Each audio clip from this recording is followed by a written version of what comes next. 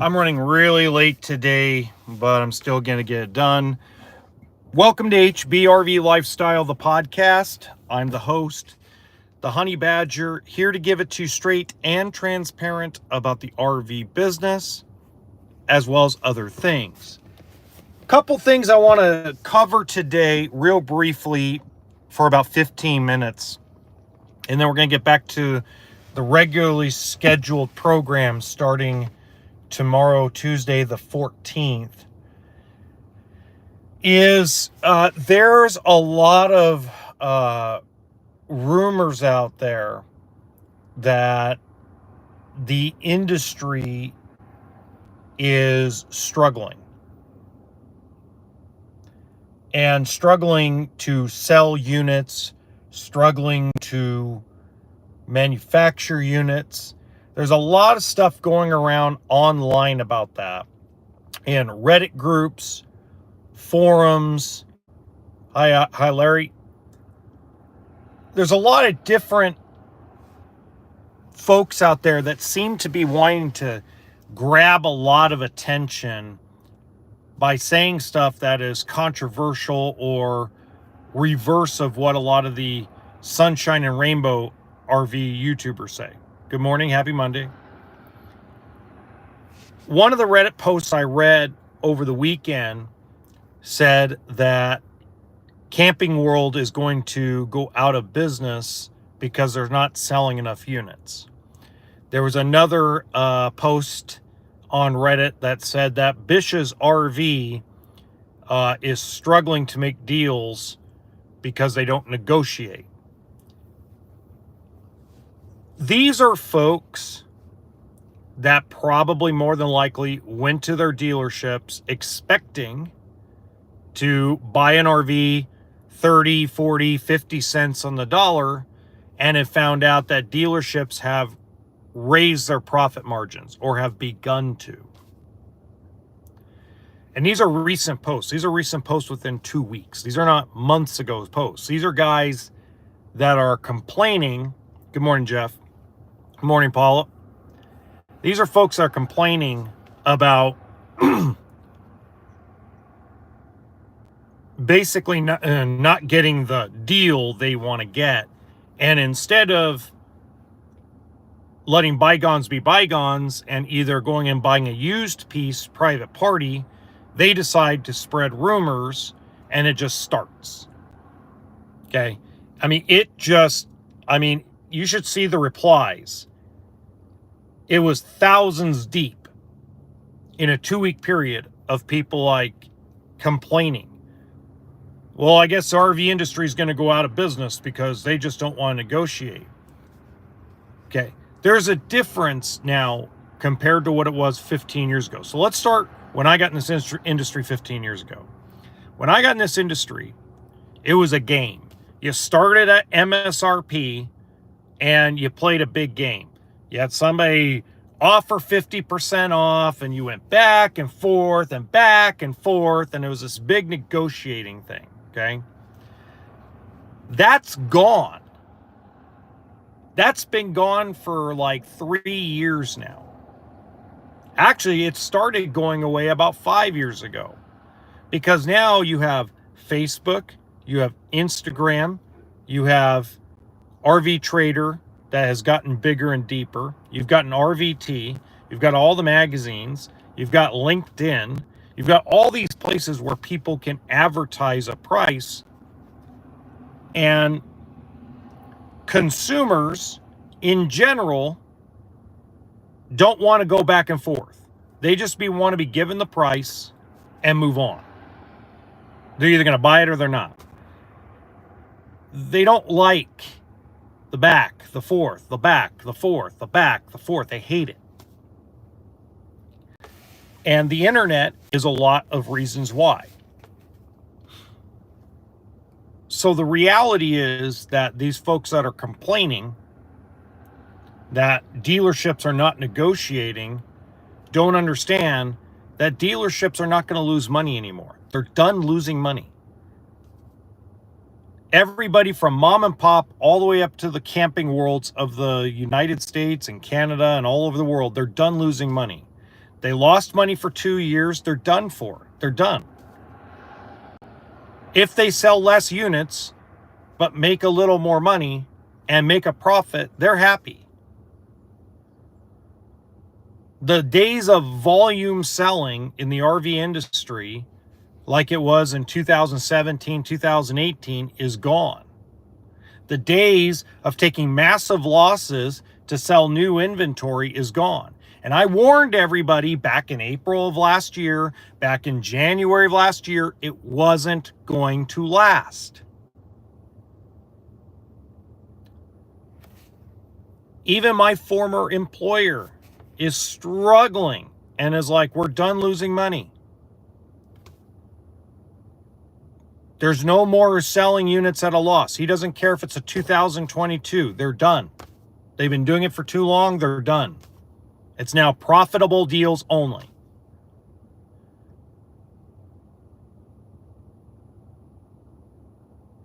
There you go. But that's the reality of it all, right? So we're not, and Jeff, that's because of where the industry is. If you bought in 2020, late 2020 up to mid 2022, you bought at the peak of the market. And right now, dealerships, they don't care if you trade them in. They don't. They're going to hit trades, and I said this in my RV industry update for January 1st, earlier on the main channel. Dealerships are not going to overpay for trades anymore. See, I compare everything to pre-COVID. I don't compare anything to COVID, okay? Pre-COVID, 2017, 2018, 2016, if we had a good piece that was well taken care of, it showed up, it looked really good, we would pump up the value on it to the customer because we knew we could get more money because we didn't have to do anything to it. Now, you can't do that. The used buyer is not going to pay COVID used prices for used inventory. They're out there. There's a lot of buyers out there. Okay, so let me give you an example. The company I'm working with, 2012 Lance 1685, they had it for like 12 or 13 grand. Okay, they have a consignment on the lot that's a similar year, similar brand, and the customer wants 20 grand. Which one's sold and which one's still staying in the lot? So the consumers out there that are buying used, they're smart. They're not dumb. They're not running. They know eventually, and that's why dealerships are having such success with used products that they're taking in trade or buying outright, is because they're pricing them lower according to what the actual market value is, not what the book says, but what the real market value is. And consignments and people that owe money on their trade or owe money on their RV, they don't understand that the hyperinflation of 2020 and 2022 are over. We're back to where we were in 2016. That's where we are. If it's a 2024, you're going to take a 40% hit, especially on a Grand Design, especially on a Grand Design fifth wheel, because dealerships in general are scared half to death of them. And they're scared half to death of them because what they don't want, good morning, check it. What they don't want is they don't want the liability of selling one of those Grand Design fifth wheels and getting sued if something goes wrong with frame failure or frame flex. So it's like there's just so much going on out there that it's tough. It's a very tough situation to be in. And Skylar, the problem is private party sellers, if you're pricing them right, you're selling them. Good morning, Steve. If you're not pricing them right, you're not selling them. Give you a great example. I sold a Southwind motorhome. We couldn't give them very much money for their trade. I told them exactly what to list their trade for and what it should sell for. And they actually listed it exactly like I said, and they had a buyer in 5 days. I have another customer that called me on a truck camper, a 22-year-old truck camper, and I told them, I mean, they could probably get $2,500 for it if they sold it on their own. That person has it listed for 21 grand. They're never going to sell it. So selling it privately is the same thing as selling it as a dealer. You got to have it priced right to what the actual market is, not what the book is. The book is still inflated compared to what the market value of used is. Okay. We sold a motorhome at the dealership for less than wholesale book. So the wholesale or the auction value or the trade-in value, according to JD Power with no options, we actually sold it for below that. We sold a fifth wheel for 15% less than what wholesale book is. Why? Because that is the actual real value that people are willing to pay right now. Because it fits within what pricing on these used units should be. Not what the book value is, but what the pricing is. And that's why cars are not moving. That's why trucks are not moving. Because there's hey, this is what they should be selling for, especially used, because the new market has dropped.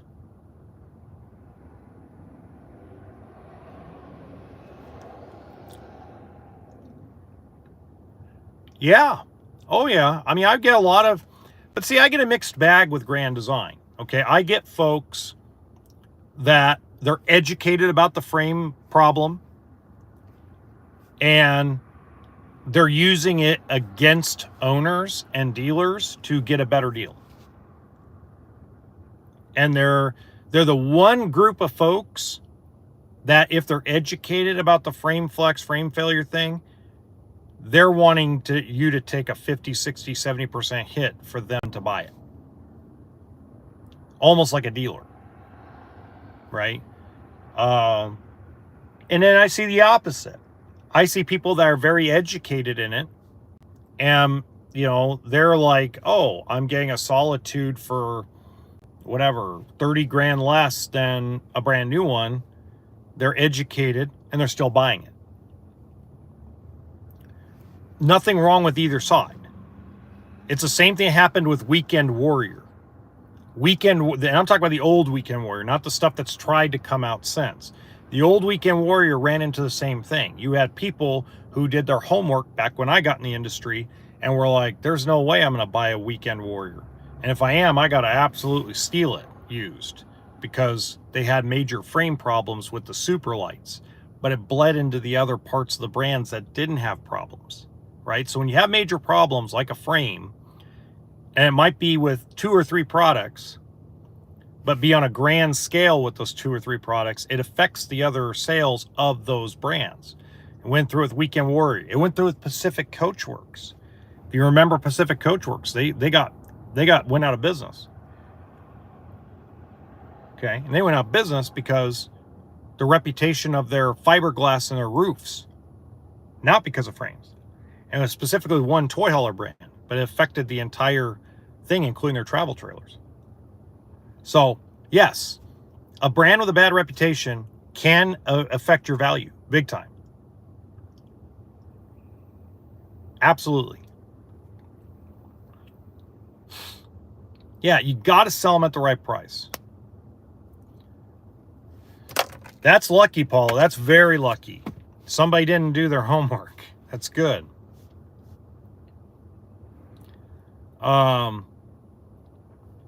It's the same thing in cars.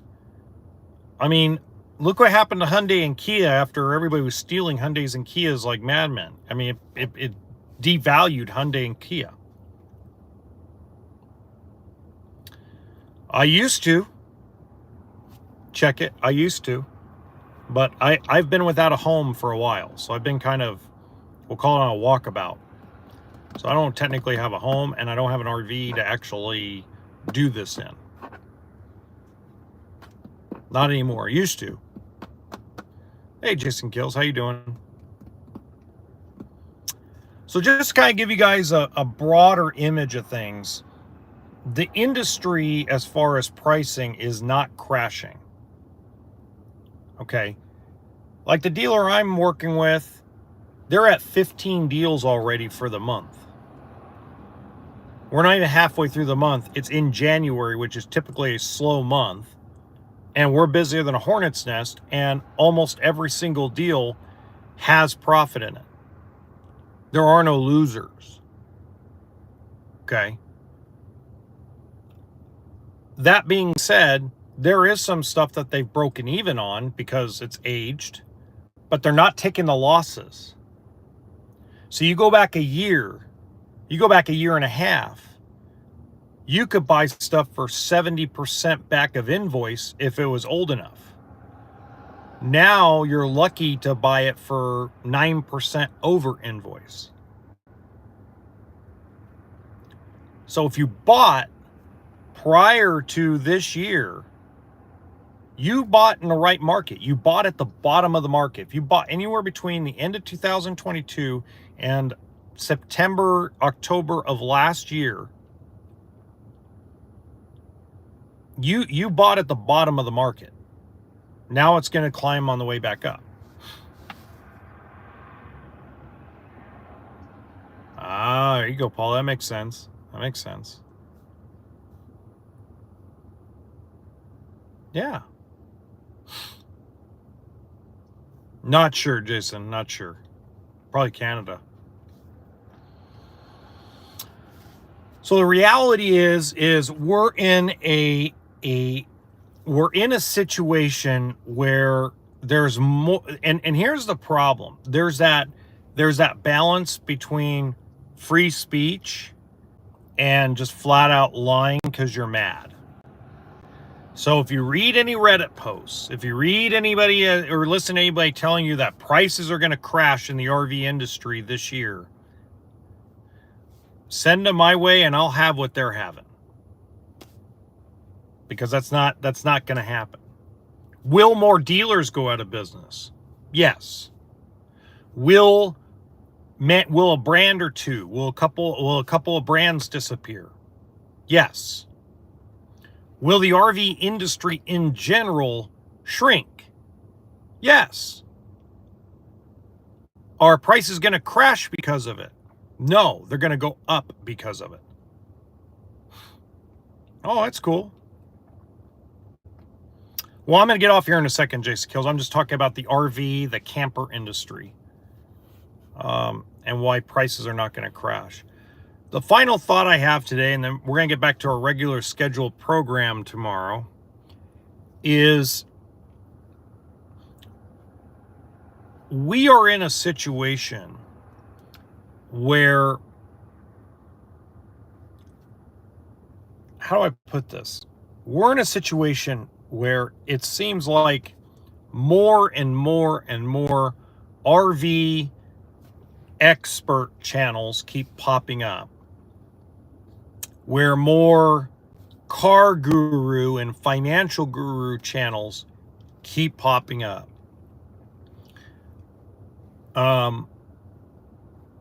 Somebody sent me, I don't know which one of you guys sent it to me, but somebody texted me a link to a guy.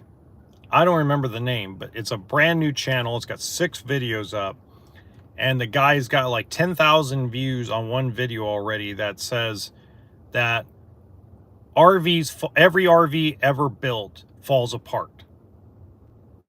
And then the thumbnail is a big motorhome on fire with a cartoon character lighting a match.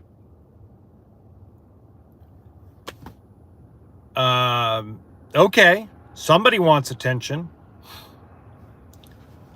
We have to be careful about the misinformation. Here's what I would love to say. First off, welcome back, Liz Amazing. She released a video the other day.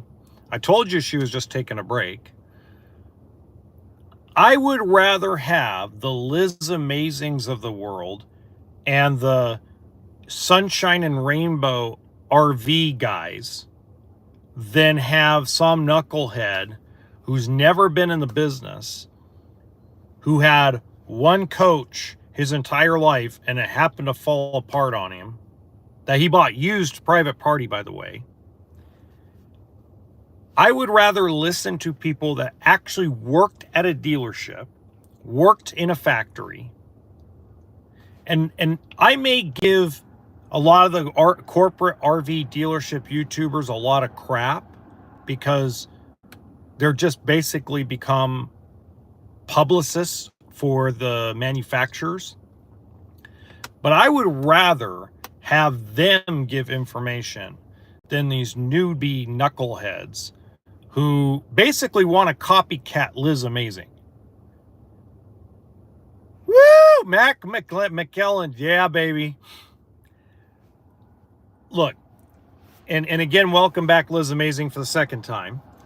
But there are just too many people that this is what I visualize happens. People are looking on YouTube for a channel, a niche. Maybe they RV, maybe they're in a toy hauler, maybe they have this, maybe they have that, maybe they're thinking about going full-time. Okay, I can do a full-time income just like all these guys. And then you could tell the first 4 or 5 videos they release are not getting any attention because they're a new channel and there's like a million channels like them. So then they listen to these YouTube experts on how to grow a channel, and they all say, oh, go find the person that's the biggest in the niche and copycat what they do. And it seems like everybody that's new to this whole thing this year in 2025, and again, Liz, if you're listening, this is not talking crap about you, but it just seems like they all went to Liz Amazing's channel and decided to go try to copycat her. Now, while that's probably flattering, it's also annoying. Okay, so we only need one Liz Amazing. That's all we need. We don't need 40 copycats of what she does. Just like we don't need 40 copycats of RV, corporate RV dealership YouTubers. We don't need 40 million of those guys. It's crazy. I'm sitting here, I was scrolling through YouTube and just looking around, and I'm like, where do these people come from? One lady, she's got all these thumbnails that it's like, it looks like one of them has a travel trailer and it's sitting next to Arnold Schwarzenegger's Terminator and the Patrick, whatever his name is, Liquidator. And the thing says, the end of the RV industry. And I'm like, and she's got the most annoying voice. It is ridiculous. And I don't talk crap normally, but just hearing that voice, it made me cringe. And it's like, all the things she's saying are completely false, completely wrong. And yet 222,000 views in 2 days. When are we going to stop listening to knuckleheads that don't know what they're talking about? Why are we paying attention to all the negative news? It makes no sense.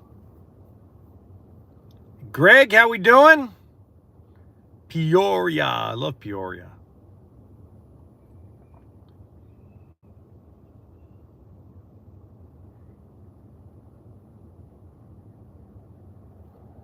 You're on the finance side. Are you working for a lender, or are you working for a service contract and Gap and Paint and Fabric type company? Mac.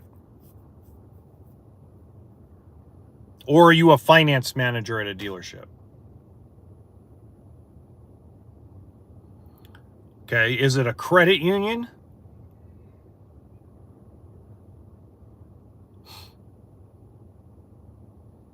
So if you're on the lending side and the paint and fabric and all that stuff, are you with a credit union, or are you with like an offset type of lender that just started?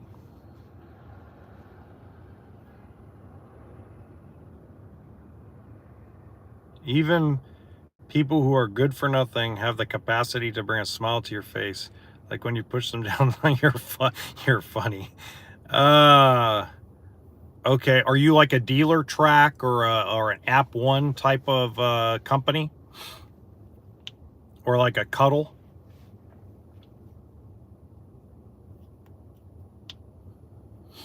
Okay, so you're more like app one. Okay. Uh, so I would suggest hitting the small guys first. Um, I would suggest hitting all the mom and pop stores around. If you're going to Tampa Bay, you're not going to get anybody there that's going to listen to you. Not right now. They're going to act like they're listening to you, but they're going to blow you off. The Camping World guys, they'll blow you off. They already got their deals set up. They're done. General RV, they've been doing the same thing for like 15, 16 years. You ain't gonna get them. Funtown RV, no, they're in expansion mode. They don't want to deal with anybody right now. Lazy Days is going out of business. I would say start with mom and pop. And your way in is you got to find a way, because a lot of the complaints dealerships have about a service contract or about a paint and fabric type of product is proof that you actually pay out the warranty claims, right? The reason why a lot of people like Portfolio is because you can do a what they do like a reassurance program. So they can dump money into a bank and make sure that they take care of their customers, and they get emailed when there's a turn down and there's a fight over a turn down, and they have the choice to pay it out. Even though Portfolio can be a pain in the butt, that's the reason why a lot of guys use it. So you got to have a track record of warranty claim payouts, how you're going to pay out, how you're going to establish you're basically what you're willing to pay out per job, how you're going to establish that book. Is that book flexible?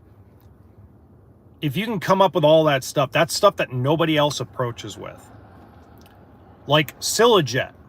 The reason why I sold Silajet for so many years compared to any other paint and fabric product is because those guys personally showed me exactly how it works, how they pay out the claim, when they actually decline the claim, and how they decline the claim, and what they decline the claim for.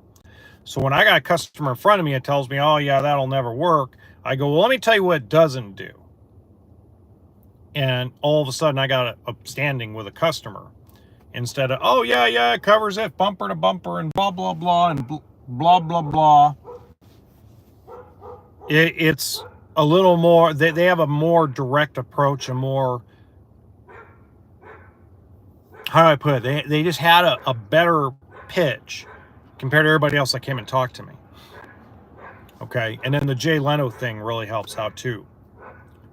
So you got to have all those ducks in a row. If you have all those ducks in a row and you can show a dealer how they can make money, and show a finance manager how they make money too, then it makes it easier for the mom and pop shop to possibly look at it. Access to lenders that take bank statements. You got those. That's another thing that helps. If you have no lenders that take bank statements as proof of income, they don't even want to talk to you, because they already have a bunch of lenders that want tax returns from self-employed people. Why do you want to add another one? Realistically, a dealership only needs 3 prime banks. That's it. And they need 3 prime banks, 3 subprime banks, and probably 2 or 3 credit unions. That's it. You only need 9 lenders. Any more than that's just a waste. Because everybody has the same bloody program. Almost everybody buys the deals the same. The only reason why you take more than 1 prime lender is because sometimes they run out of money and don't take some of the weird deals that you're looking for. So that's something you need to kind of look at when you're approaching these guys.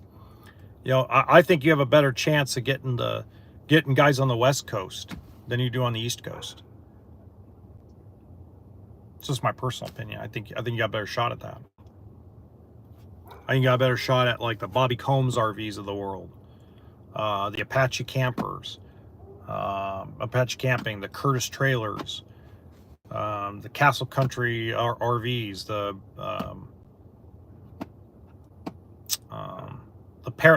Brett Paris, Paris RV. You got a better shot with those guys than you do with a lot of guys on the East Coast, because the East Coast guys are mainly corporate.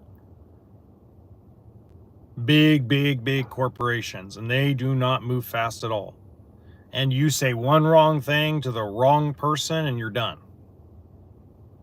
I know, I have experience with it. I had a deal set up where I was going to stay on the wholesale side of the industry. I had a deal set up with a big dealership, actually two big dealerships that are all corporatized. I followed along the plan like what you're supposed to do. Everything was good. I'm not going to tell you who the person was. There was a person above me that made one phone call to the wrong person at the wrong time and said the wrong thing, and they didn't mean to do it. They didn't say something that was derogatory or mean or nasty or anything like that. It was just the wrong verbiage came out at the wrong time to the wrong person and killed the entire deal. And you're talking about, I wouldn't be in, if that deal went through, I wouldn't be in the mess I'm in. So it just goes to show you that these big corporate dealers, if that's what you're going to depend on, you're going to have a tough time surviving.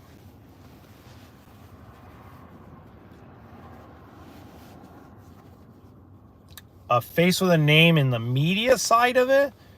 Oh my God. Well, give me a second. Let me unplug my car. Hold on.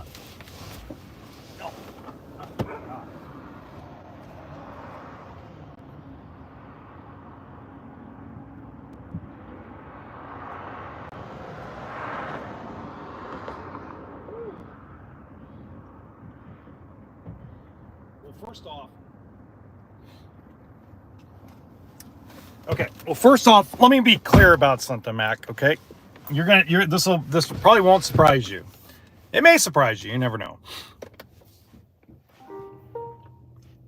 I'd say 95% of RV dealership owners, even at the corporate level, don't use social media properly.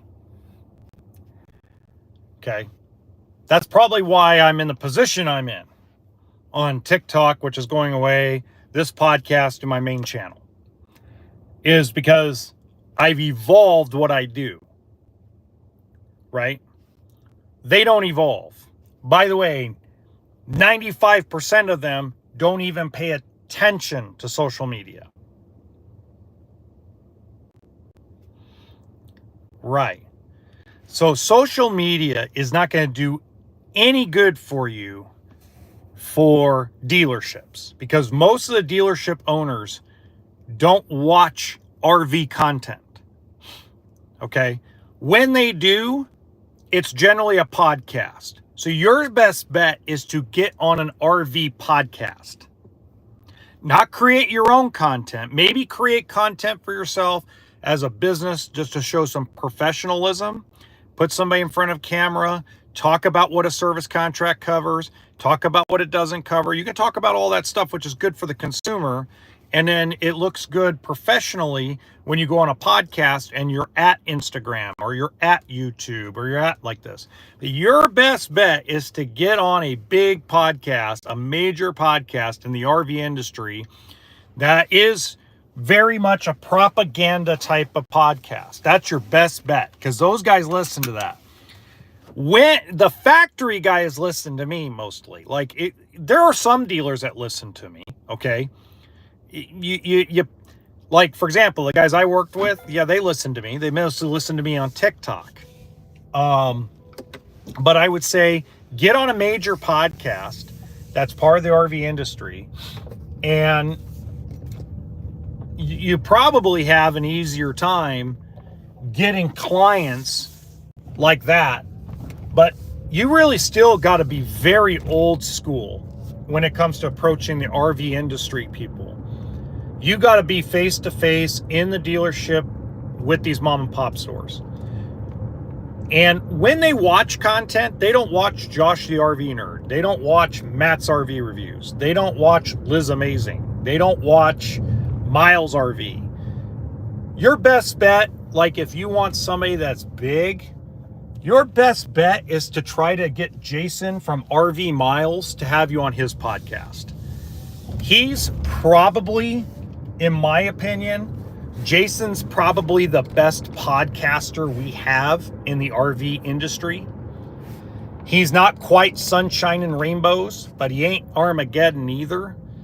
And he's probably the best speaker of all of us, the best content creator out of all of us.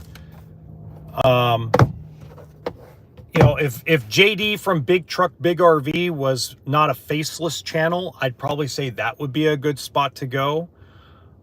These are guys that actually dealerships pay attention to.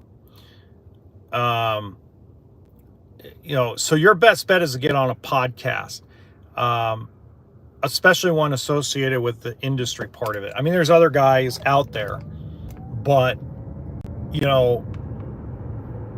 you really got to get to that. If you can get to that, see, when dealers listen to me, when they're on here listening to me or watch it later, they're not coming on here because of my special guest. They're coming on to see what I decide to rant and rave about today.